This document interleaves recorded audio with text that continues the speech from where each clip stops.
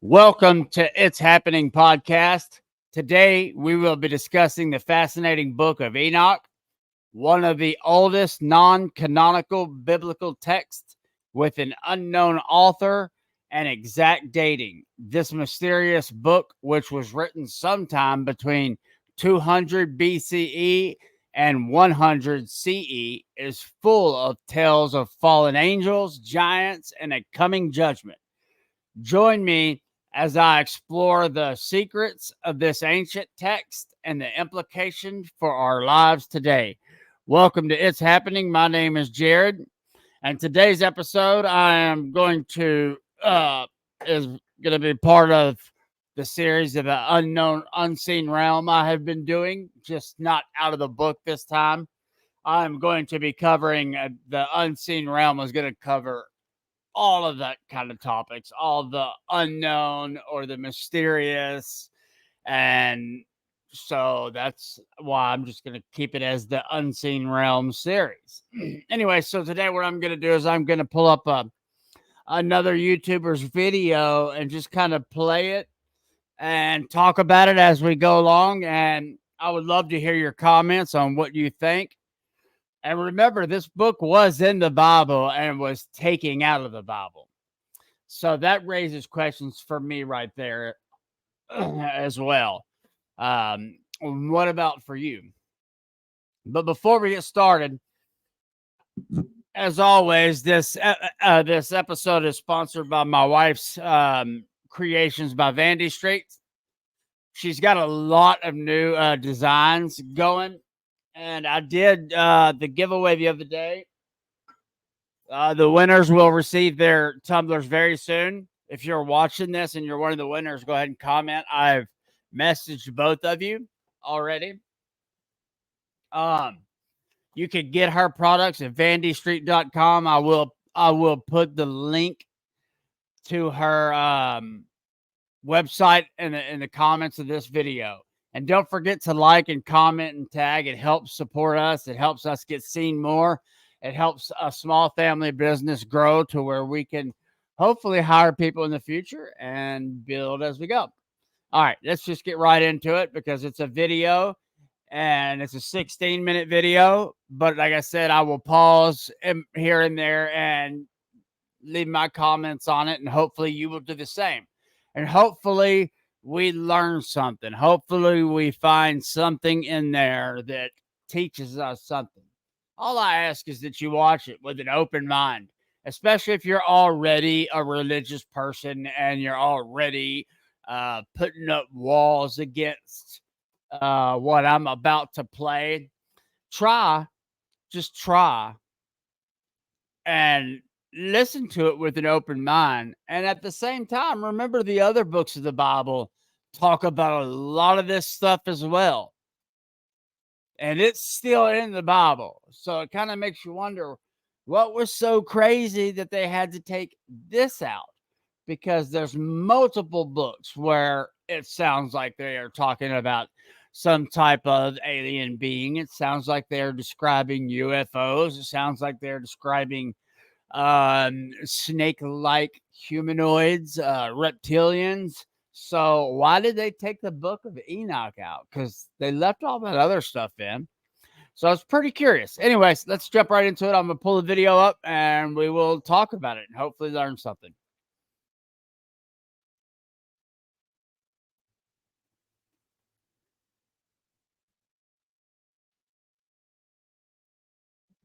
As the Watchers in the Book of Enoch are actually associated with extraterrestrial beings rather than angels. This assertion might come across as astonishing, doesn't it? Nevertheless, as we delve more extensively into the provocative text and explore accounts from ancient advanced civilizations, our perspective could potentially shift. This controversial book, which was removed from the Bible, talks about defiant angels, huge mixed creatures, and people taken to a special place above Earth. Could it be that our important religious texts are actually telling us about aliens visiting Earth? And maybe Enoch's teachings were getting us ready for a time. What do you think about that question that he just asked right there? Is it possible that some of the beings being talked about in this book are alien beings, interdimensional beings.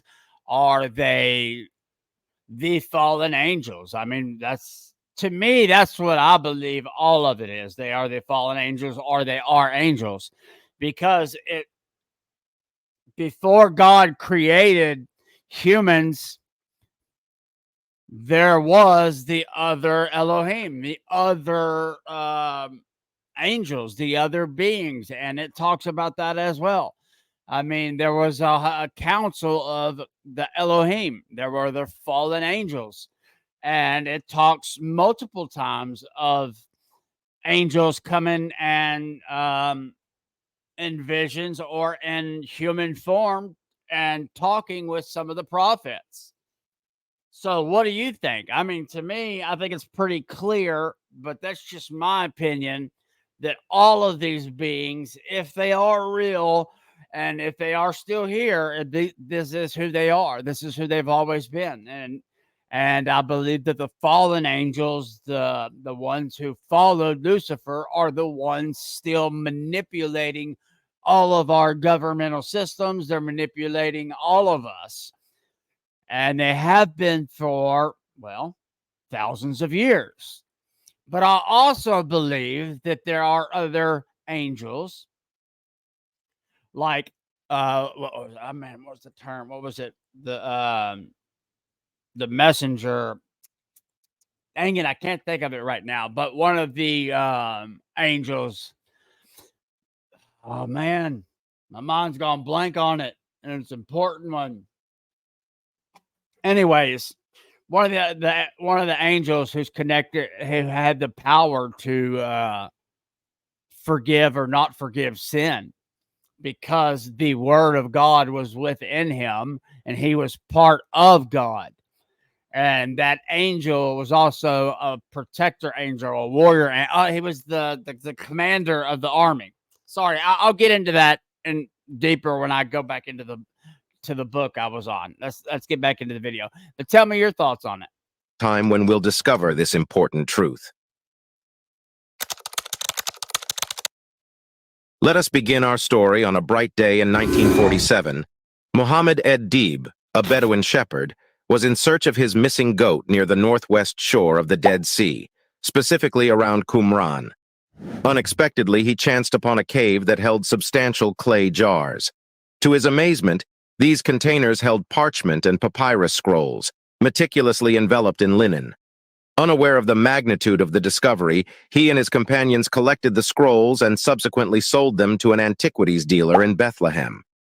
As time passed, news of this finding gradually reached scholars who eventually recognized the profound significance of these scrolls. Consequently, they embarked on endeavors to obtain and comprehensively examine them. Archaeological excavations carried out in the Qumran vicinity brought to light a series of caves harboring additional scrolls and fragments. Ultimately, this culminated in the revelation of approximately 900 ancient manuscripts. These ancient documents eventually gained renown as the Dead Sea Scrolls. This compilation encompasses a variety of texts, ranging from biblical manuscripts to apocryphal works, along with documents tied to the beliefs and rituals of a probable Jewish sect believed to be the Essenes. Something truly fascinating emerged among these writings, a religious text that had been forgotten and hidden away in human memory. This extraordinary find, known as the Book of Enoch, gives us an enchanting view of how humans and the supernatural world are intertwined. Enoch, a puzzling figure from the Bible, emerges from ancient texts like a shadowy presence. So who exactly is Enoch, and what significance does he hold? Enoch is a biblical character introduced in the Hebrew Bible, specifically within the book of Genesis. Although the Bible briefly mentions him, later writings like the Book of Enoch provide more detailed information about his story. The Book of Enoch consists of 5 distinct books: the Book of Watchers, the Book of Parables, the Astronomical Book, the Book of Dream Visions, and the Apostles of Enoch, collectively spanning about 100 chapters. During the initial centuries of the new calendar, The Book of Enoch was removed from both Jewish and Christian biblical compilations. Some speculated that this removal occurred due to its revelation of concealed truths that weren't openly addressed by the church. The beginning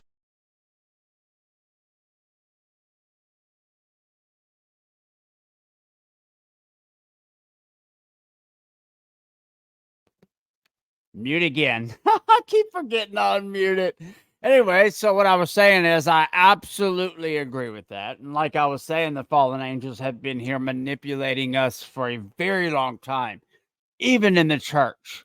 They have a very strong hold in the church all around the world. Just look at what's going on today with a lot of these churches that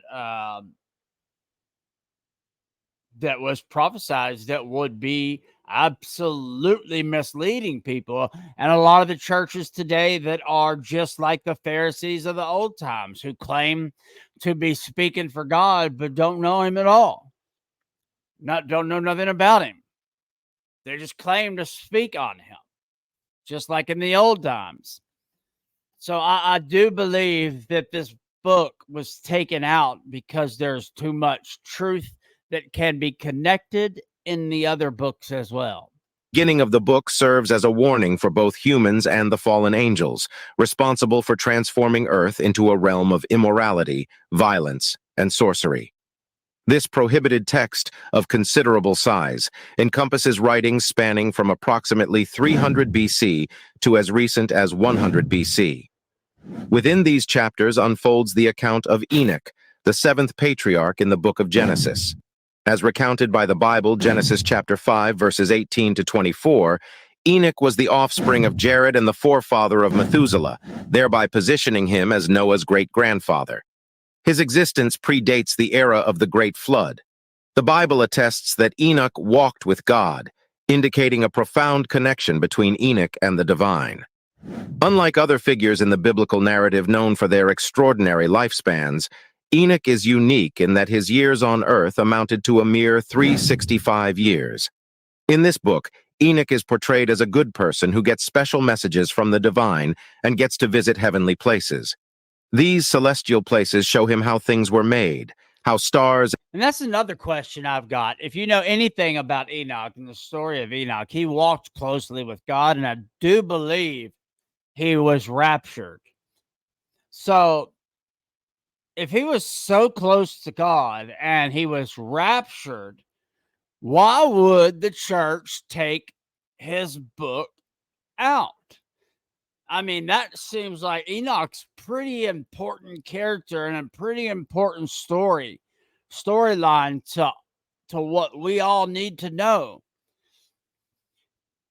You know, when I first came back to start seeking God, this was the stuff that brought me back to God. This when I started finding these other books that they had taken out, when I started finding pastors who would actually speak on the supernatural parts of this stuff. This is the stuff that brought me back to God, and it has helped me build a closer relationship with God. Now I feel closer than I've ever felt with God because I am continually seeking.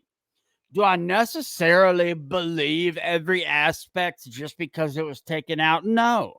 I mean, translations and all, I get that. But yes, I mean, I do believe that these were targeted and taken out because there's too much truth in it. It connects stuff that they do not want us to know. And who knows what that may be? That could be any number of things that, I mean, they've wanted to manipulate out of us. I mean, look at how much they manipulate us today.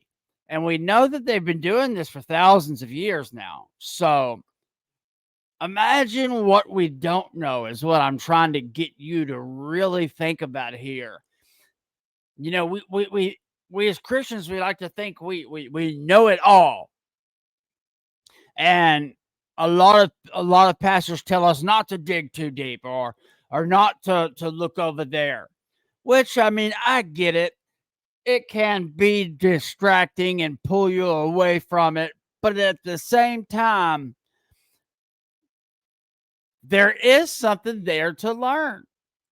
And if you're smart enough and have enough sense and can use reason and logic, then you should definitely be digging into this stuff.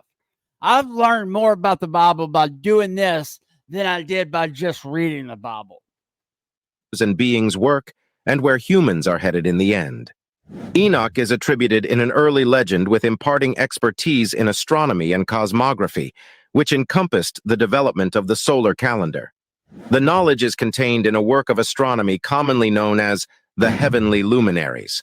Within this specific segment, intricate descriptions of celestial motions and their correlation with the calendar are provided. This section unites ancient cosmology, astronomy, and spiritual reflection, emphasizing the cosmos's structured and harmonious arrangement as a representation of supreme wisdom. It also offers directions for the proper acknowledgement of sacred time periods. No other religious writings feature angels in a more significant or elaborately depicted manner than the Book of Enoch. The book outlines two distinct categories of angels: the archangels and the watchers. The archangels are characterized as devoted servants of God, entrusted with carrying out divine judgment and upholding the harmony of the cosmos. Within the segment referred to as the Book of the Watchers, the narrative unfolds about the fallen angels, also known as the Watchers, who defy divine authority. Descending to earth, they establish connections with mortal women, imparting forbidden knowledge.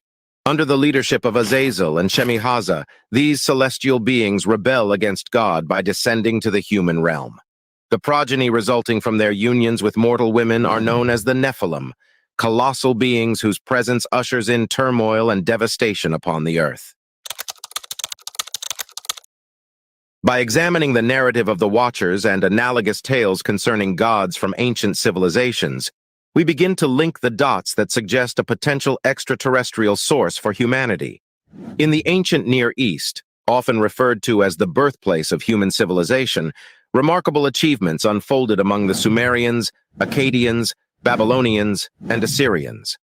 These cultures were trailblazers in developing written language, exploring the realms of astronomy, and establishing repositories of knowledge. Woven within their mythologies are stories of gods descending to earth, generously sharing the intricacies of their skills and profound wisdom.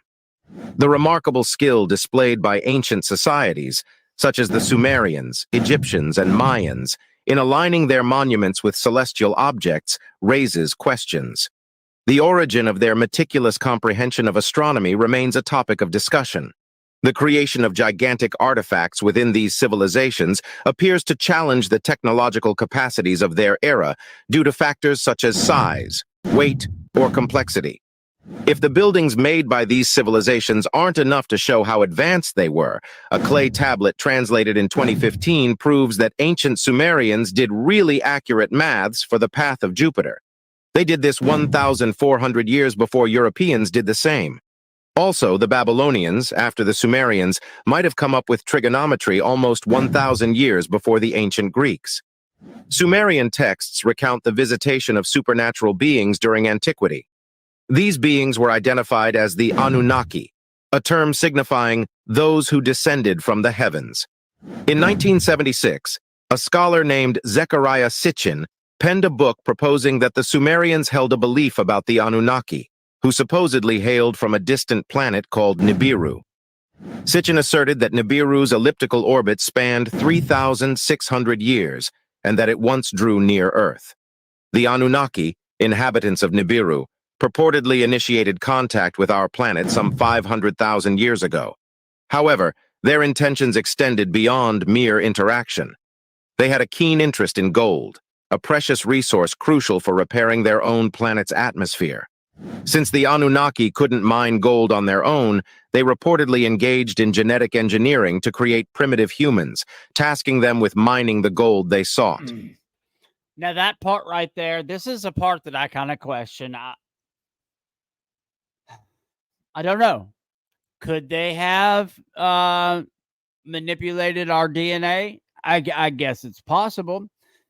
If it's possible, then God allowed it. And God not only allowed it, but he probably directed them in how to do it.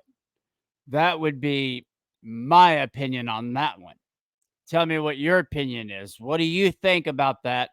Knowing the creation story, or knowing what the information we have of the creation story. Do you think that's possible, or do you think that's part of the manipulation to manipulate us? Let me know below. By the time the Sumerian civilization emerged, the Anunnaki had bestowed upon humanity skills like writing, mathematics, and urban planning. These contributions set the stage for the eventual evolution of life as we presently understand it. The earthly role of the Anunnaki mirrors the activities of the Watchers, as recounted in the Book of Enoch. This intriguing resemblance sparks a question. Could the Watchers and the Anunnaki actually be the same beings? The Sumerian civilization... That right there is absolutely what I think it is. And not only that, even to this day, I believe part of the Anunnaki, the fallen angels, are still here. I believe that is what people refer to when they see UFOs, or if they say they see some kind of alien type being. I believe with all my heart that that is exactly who that is, the fallen angels. Yes, I could be wrong on that, but from everything that I've read through history, and with the information that I do have and the information that I've come across, I absolutely believe it. And I do absolutely believe that they are still here on earth with us, whether they're interdimensional beings and can go from one heaven to the other, because we know that the Bible talks about multiple heavens. We know that at least three to seven, probably. I can't remember. I know it's at least three. So that right there would be interdimensional, right? I mean, moving from one heaven to the other, or one heaven to earth and back and forth. I mean, that could explain a lot in how these things just disappear, or the stories that you hear on, you see them there 1 minute and the next minute they're just gone. And again, I could be wrong, but that's what I truly believe it is. Which emerged approximately 4,500 BC in Mesopotamia, stands as one of the world's earliest advanced societies.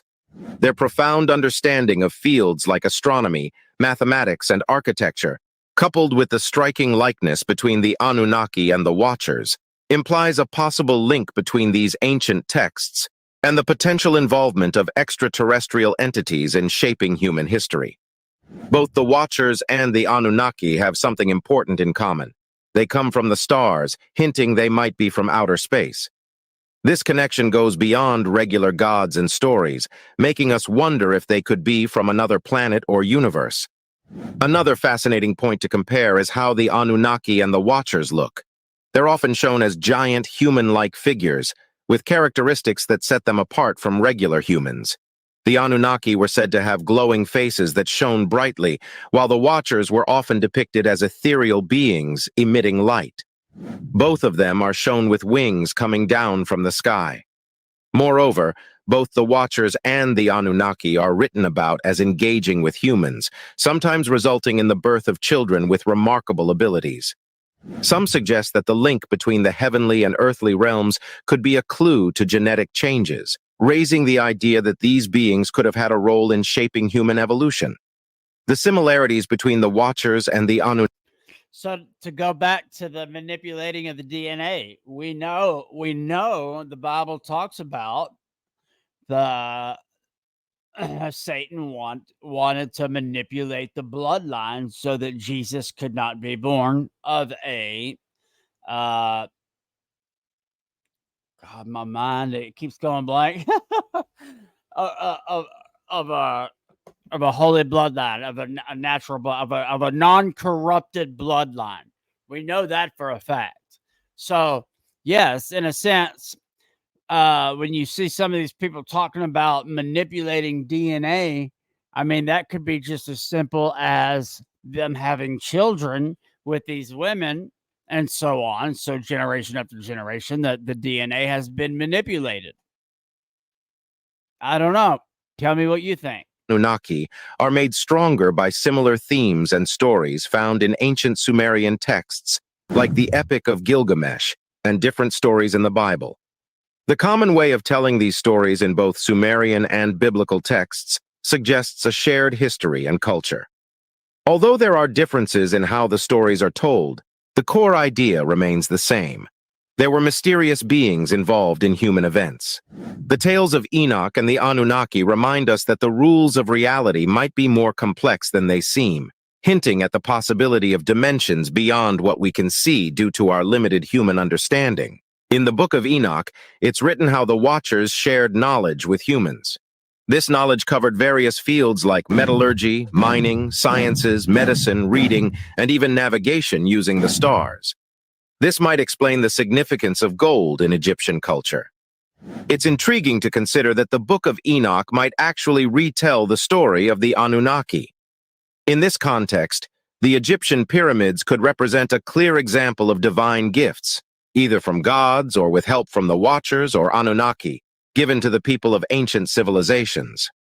The Book of Enoch delves into enigmatic phenomena like lightning and thunder, which some theorize were intended to unveil the secrets behind energy and electricity.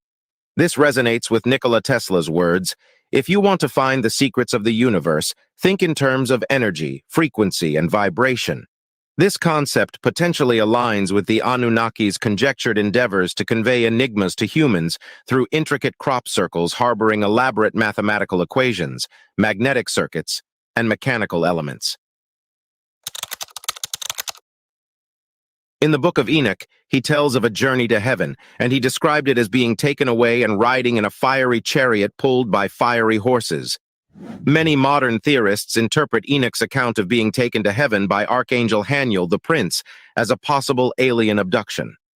As he ascends, Enoch ventures higher into the skies, encountering the presence of Shekinah, who is God in physical form, within a place. So right there, let's say that. I mean, I know the direction that he's trying to push this in, but let's just say, I mean, if that is the case, and he was taken in some type of uh flying device, I guess you'd say. I don't know what you'd want to call it. I guess back then the way he had explained it with horses would be the only way he would know how to explain what he saw or what he felt. But that could still be a way for God to come down and bring you up, right? I mean, could be, or it could be just part of manipulation. Like some believe a lot of that is manipulation to prepare for the rapture. So it can be an excuse as to what happened because they don't want people to know. They don't want people close to God, obviously. So they don't want them to know the truth. So when and if the rapture does happen, the UFO stuff would be a good cover up to say, well, they were all abducted, right? Place filled with fiery elements like baths, walls, swords, and wheels. Some speculate that Enoch might have been trying to describe lights, panels, and advanced technology. The Book of Enoch goes on to paint an image of heaven's vastness, an endless expanse filled with worlds, angels, and princes. The description of heaven's sheer enormity in the book is beyond comprehension. The text is intricate, unveiling the countless angels, layers of angelic hierarchy, various angelic classes, and the wisdom they receive. Among the portrayal of great princes, the book identifies 7 heavens and their ruling princes. The highest heaven is named Arabot. The 7th heaven's great prince is Michael, while Gabriel, known as the prince of the host, reigns over the 6th heaven, Macon. Additionally, the book outlines numerous thousands of princes governing over various heavens. Notably, 4 great princes, also called Watchers, surpass all other celestial beings combined. The book portrays God as the Holy One who consults with these 4 Watchers before passing judgments in the Great Law Court. From an alien theory perspective, these 7 heavens might easily be equated with planets. The Great Law Court could symbolize a justice system within a confederation of planets.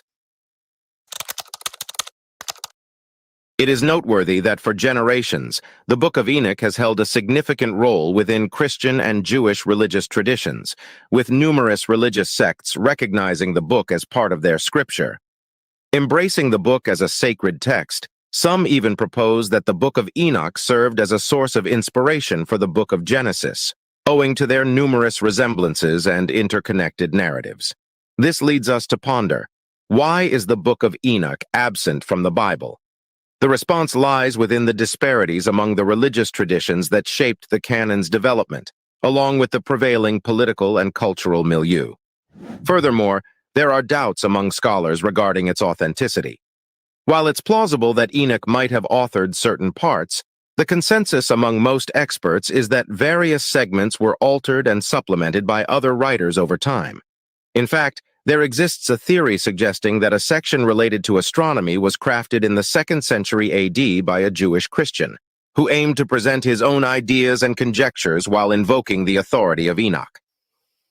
That could absolutely be true as well. Like I said, guys, my goal in showing y'all this is not to try and force you to believe one way or another. My goal in doing these episodes is to hopefully expand your mind, is to hopefully get you to take a step back and question why you believe what you believe.